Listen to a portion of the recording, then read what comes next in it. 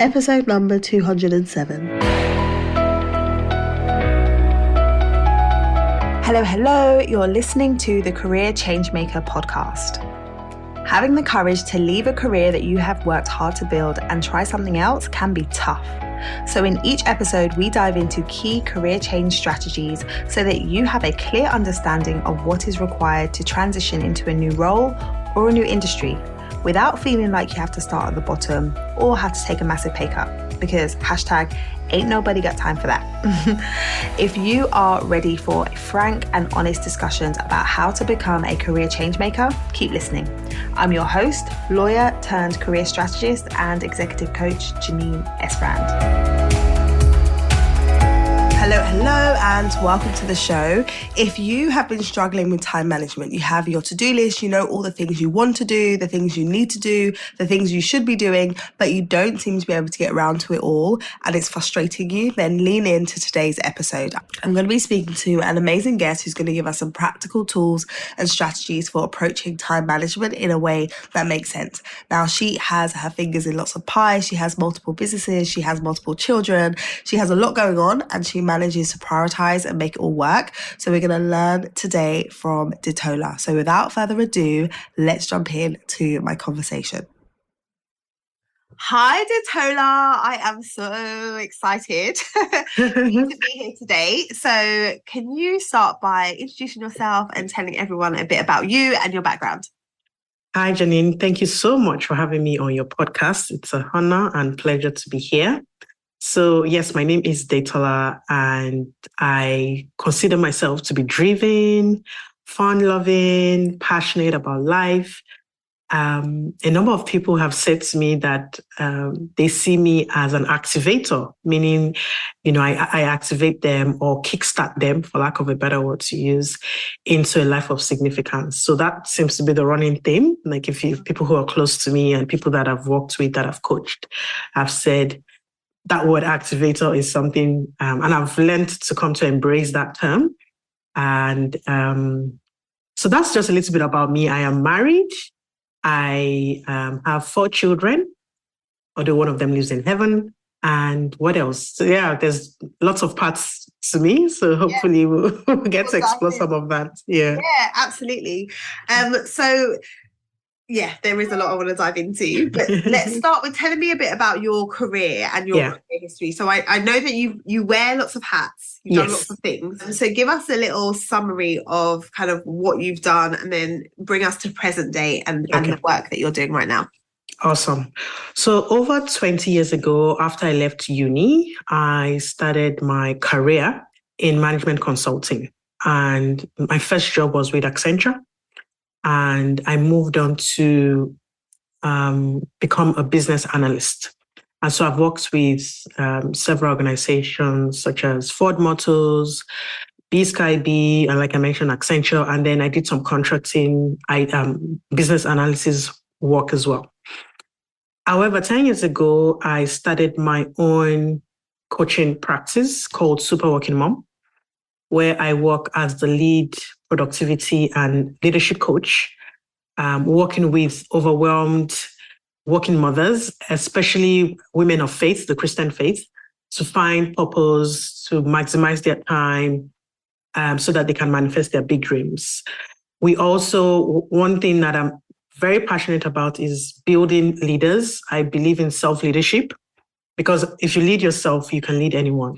And so that's one thing that we quite focused on within Super Working Mom.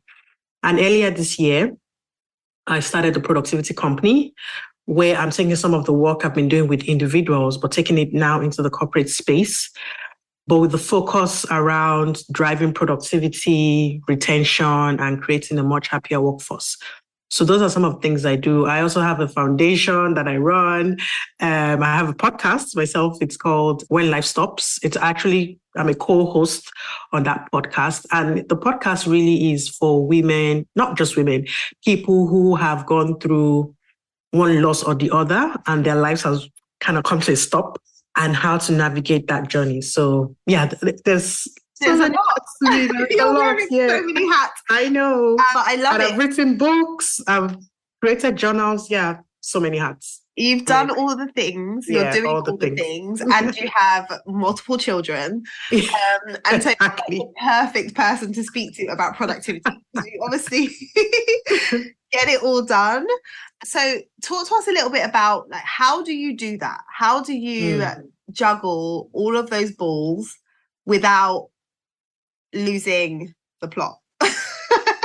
Interesting question, but great question, which a lot of women ask me.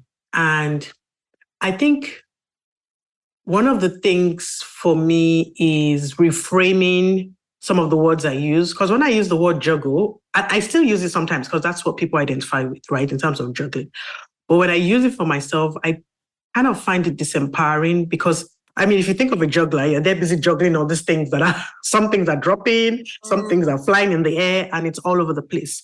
So I tend not to use the word juggle when I think about my life.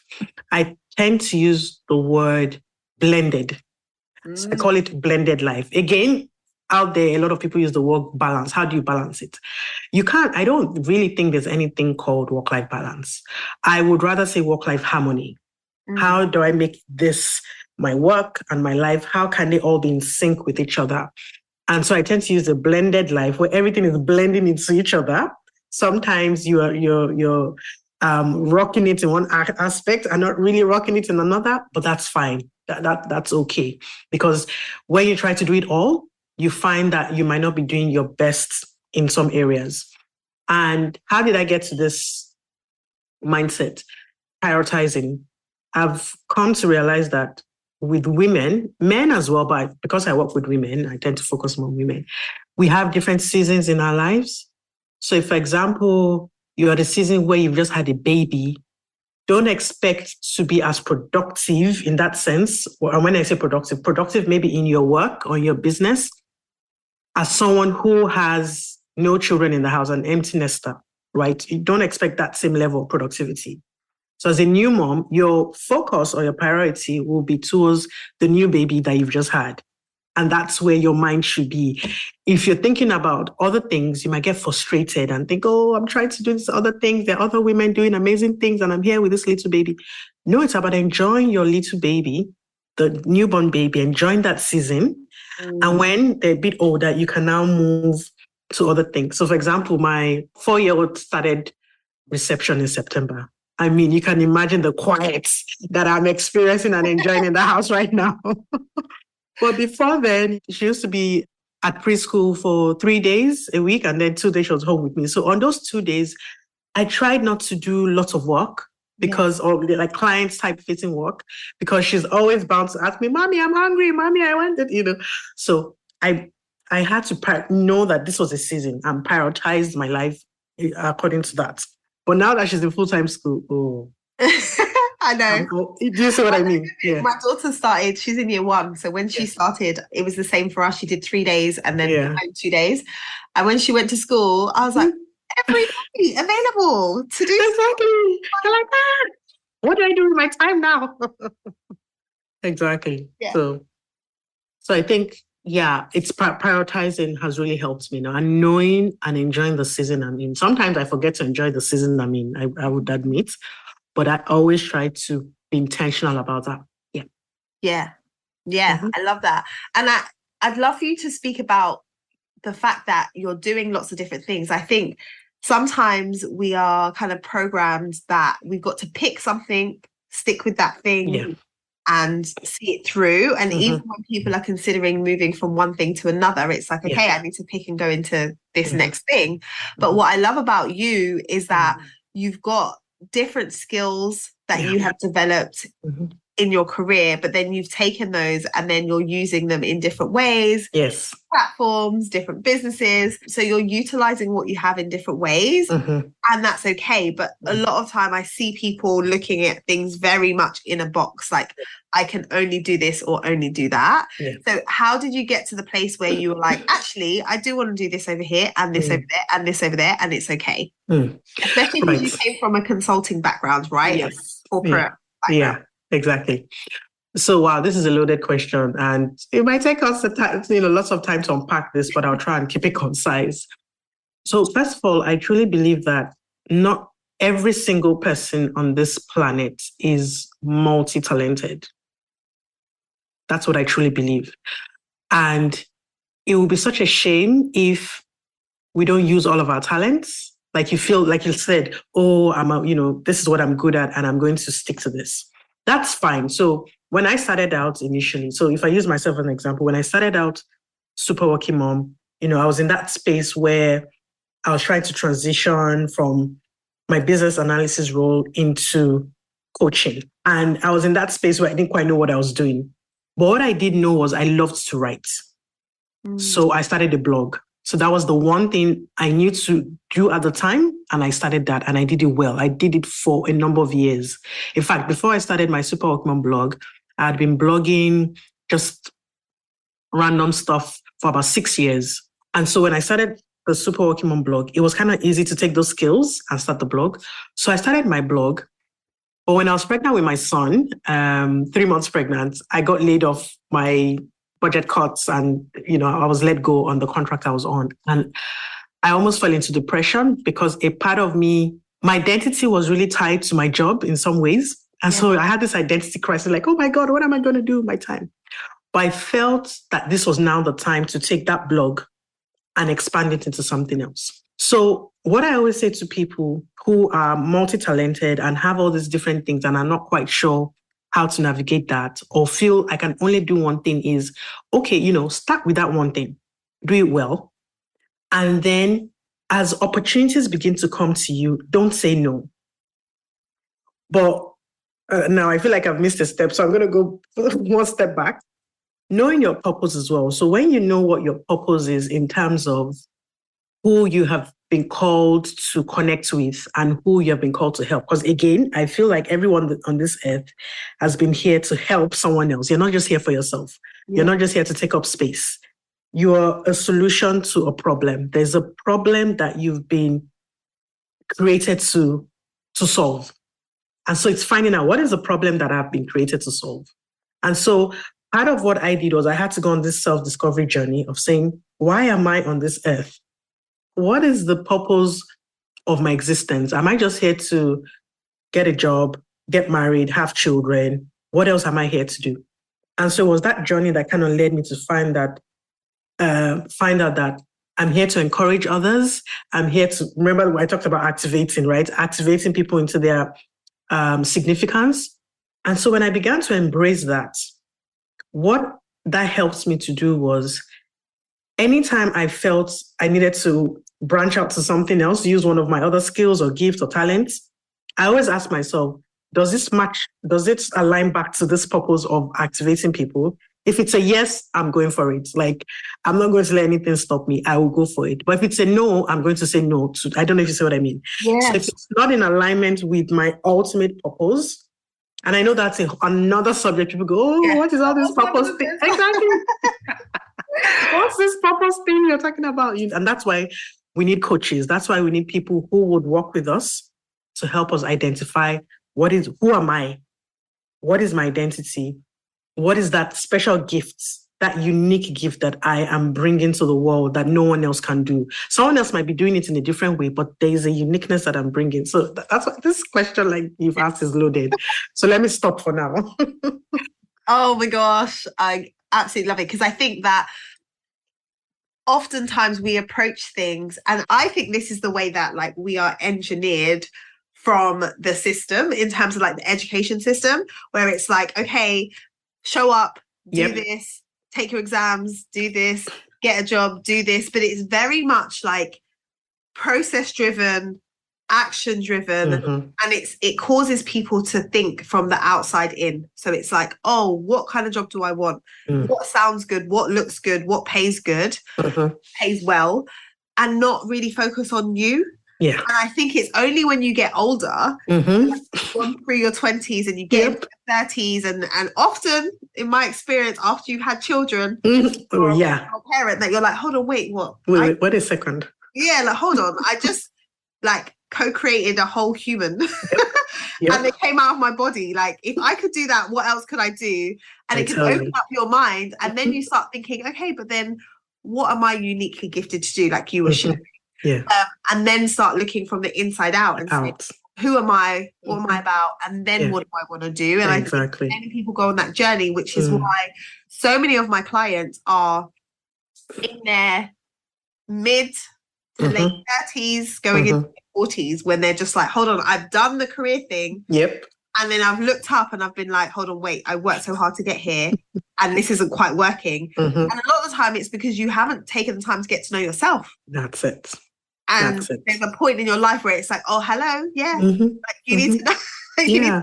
I feel like in university, it's so sad that that's not part of the curriculum in university at all. It's all about, because I think of algebra I learned in secondary school. I'm not using algebra right now. I mean, maybe pilots use all of that, but I'm not using any of that. So why are they not teaching us life skills or finding our purpose at an early age? And that's one thing I think as mothers, as parents, we need to start teaching our children from an early age, Yeah, definitely. I love it. It's so good. And I think just thinking about things differently and recognizing that there's not only one way to view it is so powerful. So when you think about kind of productivity and you think about some of the things that you do in your life on a day-to-day basis, what would you say are some of the, I don't know, most impactful actions that people can take? Because I know that part of the reason why many people don't take the time to figure out their purpose or figure out what it is they want to do is they feel so stretched, where it's like, I don't even have the headspace, the time, whatever, to even think about anything, much less think about myself. So how can we create more space for work that actually makes the biggest difference to how you show up in the world and how you feel? Wow, another fantastic question. And it goes back to what you said about living from the inside out. Many of us are in survival mode. We are in, how do I put this now? We're in that space where we just feel, I just need to get by today. I just need to put food on the table. And so we're hustling. We're in hustle mode. And when you're in hustle mode, the energy you bring, the way you show up in the world is so different from when you are coming from a place of rest and coming from a place of solitude. It sounds counterintuitive when you tell people to take a break or to take rest, because it's in the place of resting that answers come to you. I think it was, who was it now? Who was the guy who figured out, what's it called? Is it Isaac Newton, I think, or something? I heard that when he was trying to, I can't remember exactly what it was, but one of the innovations he was about, it was when I think he took a break under the tree or something. Yeah. And then, I can't remember the full story now. That's when ideas began to come to him. So again, it might sound, oh my God, I want to be able to do these things, but I don't have the time.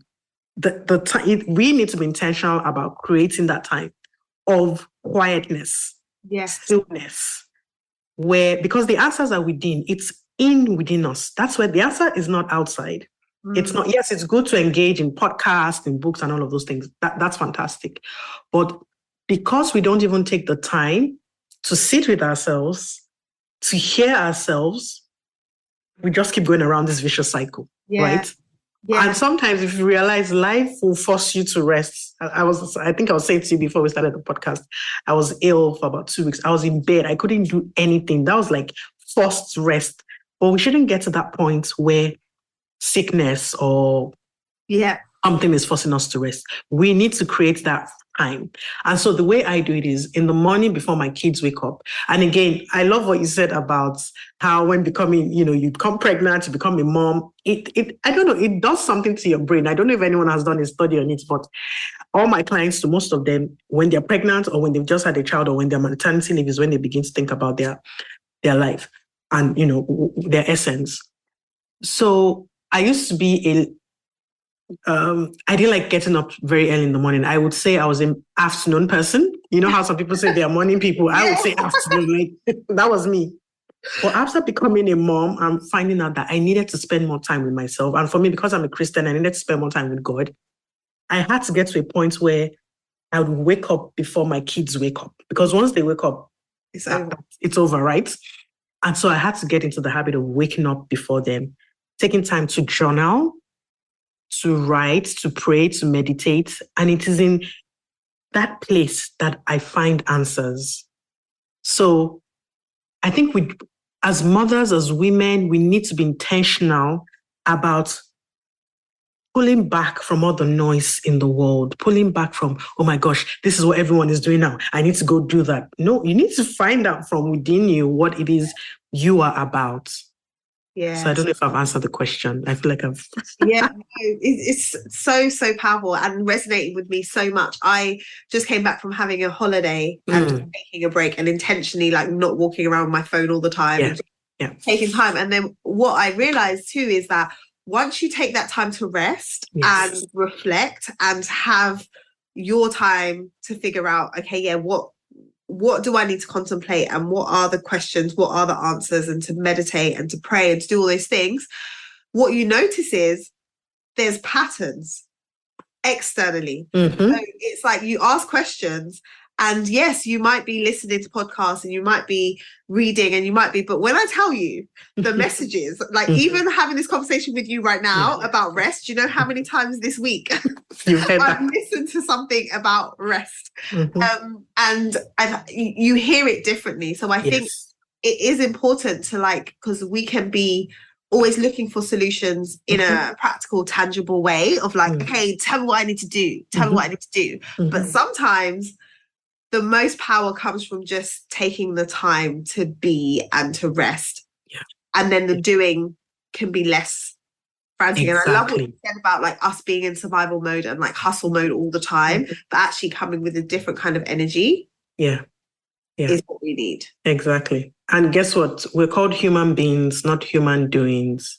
But many of us are do. And take it from me, because for me, I said I'm driven, I'm an action taker. I love doing, all these things. I had to come to a place where I'm like, no, I need to be before I do. Yeah. But many of us are jumping that being step and trying to do. And so when you do and it's not working out, you're like, why is it not working out? It's because you're not operating from your core. You're not operating from who you really are. You're doing things maybe because you can see other people doing them or because someone said to do it. But why? You've not sat down to say, why do I need to take this path? So yeah. Oh my gosh, I just got such a flash of like, just now, just thinking of an analogy. So I have been working with a personal trainer for the last year because I injured my lower back and realized when I started working with them that I've been actively exercising for years, but doing it wrong. So I was doing it wrong because I was never really engaging my core, right? So we've been doing exercises to enhance my core and make it stronger.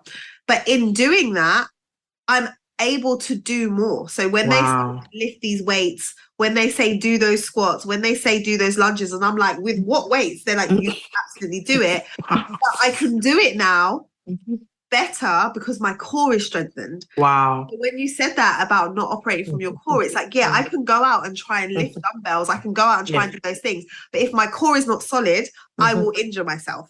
And I think it's the same. It's like, okay, I can go and do. But if it's not centered, you can injure yourself because it's you're gonna burn out or you're gonna get sick or So like, that analogy just literally hit me as you said that about Awesome. Love it.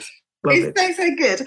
I love that. So what are you most excited about? Like you mentioned that you started a company recently around leadership and leadership in organizations. So talk to me more about that, because that is an area of focus for me. And like I've recognized so much that many of my clients who are moving into new roles and want to step up, there is a lot that needs to be done to prepare them for the level of leadership that they desire to operate at. And sometimes people just say, like, I want to get promoted, I want to work my way up, but not recognizing the work that's needed, not just in terms of what you do, but again, going back to like who you are as a person and how you operate so that you can be the leader that you want to be. So talk to me a bit about the work that you're doing in that area, because I'm excited. Okay, so I'm also excited because it's all brand new to me. But I think every stage we're in prepares us for the next stage. So because I've been working with women on an individual level, it's almost like, it's still the same thing, right? But now you're taking it to the corporate. And so speaking about leadership and leading yourself, it starts with knowing who you are, right? Knowing who you are, knowing how to heal yourself when you've gone through stuff, because all of these things link to our productivity. If you're not feeling well within yourself, if you've gone through trauma or a painful experience, you're not going to be at your ultimate best, right? You're just going to be, yeah, okay. And some research has been done about productivity in the workplace. Most people will tell you that they know that they are not giving their best. Yeah. They're just, giving as much as they can just to get by. But if all these other things sorted out, so you're knowing who I am, what value am I bringing into the organization? Have I healed from any trauma I've gone through? You might think, okay, but that sounds like personal stuff. Yeah, it's the individual that is coming into the workplace, isn't it? Yeah. So the way I want to be able to work with corporates is to work alongside maybe a department or a team and to kind of walk through a framework that I'm putting all together now, because I've done different things, but I want to kind of streamline it all, where we look at, okay, how do I become more resilient? What is my inner guide saying to me? How do I show up in the workplace? What are my values, my value system? And, when you have all of that in place, okay, what tools do I need to be more productive in the workplace? And all of that still leads back to leading yourself. Yeah. Right? Because when you lead yourself, you can influence others. You can influence your teammates. You can influence your clients. You can influence your organization. So it's first for dealing with the core of who you are. How am I showing up in the workplace? What tools do I need? What productivity tools do I need? And then one of the tools that I intend to use, I don't know if you've heard of the DISC profile. Yes. Yeah. Helping people understand who they are, because to grow yourself, you need to know who you are. So it's all of these parts, but the key thing, like I said, is first of all, who's the individual? How am I showing up in the workplace? What are my personal values? Do they align with the corporate values? Because that's the other thing. Some people are working in organizations where their values are different from the corporate values. And then there's this clash internally, externally, and you're like, why am I here? All of those things, it's about knowing. So even from the interview stage, you're already checking in your mind, are my values aligned with the corporate values of this organization? If they're not, you shouldn't even be taking the job in the first place. 100%. Do you see what I mean? It's such a big, and this is a big part that I do with clients when we're looking at what would be an ideal role for you. Like, what are your values and which industries, which companies would be aligned? Exactly. Would be aligned. But people skip that. And it's like, of course, you're like, if you're someone who is really like thinking about saving the planet, and then you're going to work for like a company that's damaging the planet through their practices, it's not going to work. Exactly. And so I think it's so important. It is. So I want to be able to, help corporates, help their staff, because if your staff is happy, they're most likely going to stay and they're going to be more productive, and that's going to help the company, the corporate organization in the long run. So it's a win-win. You have a happy staff who's secure in themselves, they're confident, they know what they're doing, and they know how they're showing up and how they're contributing to the organization and are able to help out. I just wanted to share a very quick story about my own journey. So remember, I said earlier that I have 4 children, one of them is in heaven. When my baby boy passed away when he was 7 months, everything was on a standstill for me. Like, I could not function. I was not productive. I could not do anything. And so I kind of packed my business because I was no longer being creative. And so I took a job. I took a graduate role or something just to get myself out. But guess what? Even when I was in this role, on the outside, it looked like I was doing well. I was doing my job, but it was a mess. It was a complete mess. I was not myself. I couldn't engage with the other people because I didn't want to tell them what I'd gone through. So I was just in this weird space. And so I did that for a year. And then I had to come back, put my coaching hat on and say, this isn't working. It's not working for you.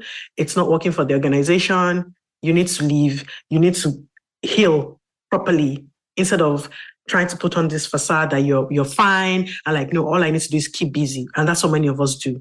We've gone through a loss. COVID, think about COVID. A lot of people went through losses. But then we still pretend and show up in the workplace, pretending that we are fine. But it shows, you can tell in the productivity, in the outputs that there's something wrong. Yeah. So if people can heal before they try and what's the word now? Before they try to, again, do, it will go a long way. So when I realized the mismatch, I had to, I resigned, went to get, counseling, healing, and all of that. And after I went through that journey and came to terms with the loss of my baby, I felt like I was back again. My creative juices started running again. More ideas began to come to me. So I think I'm saying this to anyone who's listening, who may have gone through a trauma in their personal life and think, oh, it's personal. I shouldn't bring it to the workplace. Yeah. It's still going to show up in the workplace. So you need to, again, to lead yourself is to go and heal. If it means you telling your organization, look, this has happened, I need time off to sort this out. And again, I know that's a whole separate conversation, but it still goes back to your values. It still goes back to knowing who you are and how am I showing up in the workplace. Yeah. Oh, this is so good. So many gems. Thank you so much for sharing. One of the things I like to ask guests is there a quote, a mantra, like something that you live by, a saying that you can share that can inspire our listeners? You've already inspired them so much. Oh, I hope.